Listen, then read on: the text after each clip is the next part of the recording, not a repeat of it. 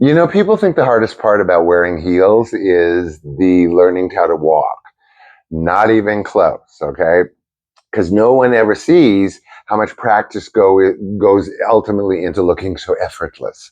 So it all started in 1989. Real quick, I was on an audition at a place called the Queen Mary in Sherman Oaks to make money as a female impersonator. So obviously, I needed shoes. Now, very first time, I don't know what to do. I don't know whether to go to Capezio or what. Not that they have heel, maybe dance shoes. So I was starting to think dance shoes.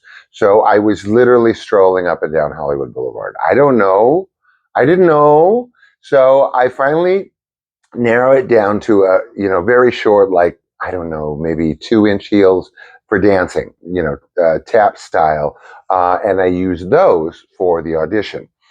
Upshot of the audition is irrelevant. So now I am getting accustomed to walking in heels because this is just a couple of years before I start doing drag, right? So comfortable in these tiny dance heels. And then also, mark my words, I learned a trick that really is something only dancers know, which is if heels or shoes don't fit you properly, or they're maybe a little bit too small, douse your feet in rubbing alcohol and then put the shoes on and walk and walk and walk because the alcohol is like a wet, but it evaporates. So the shoe will mold comfortably and will actually increase in size a little bit. So now I'm comfortable in these tiny heels. So I'm moving closer to drag, right? So I'm getting a little more adventurous. So now I move on to 5-inch heels but straps only. If you're going to start, straps only, because the whole thing, evil lurks behind anything that looks easy. Don't be confused.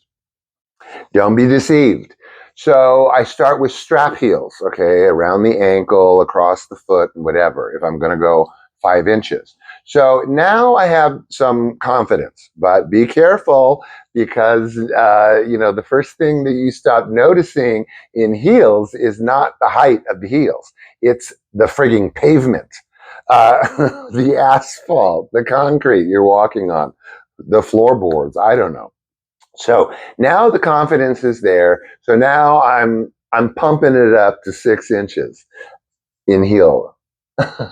So now I'm at 6 inches. I've moved past the straps, right? Now my comfort level is a little different here. And now I am basically wearing, virtually stilettos. And at this point, I am so kind of well versed in walking in heels, over a relatively short a period of time that I am now literally, like I can see it in my head one time, bolting across Santa Monica Boulevard in Hollywood, middle of the night, from the coffee shop to the nightclub in 6-inch heels, running across the boulevard. Not a problem. But be careful, because what looks easy is not always easy, right, in life?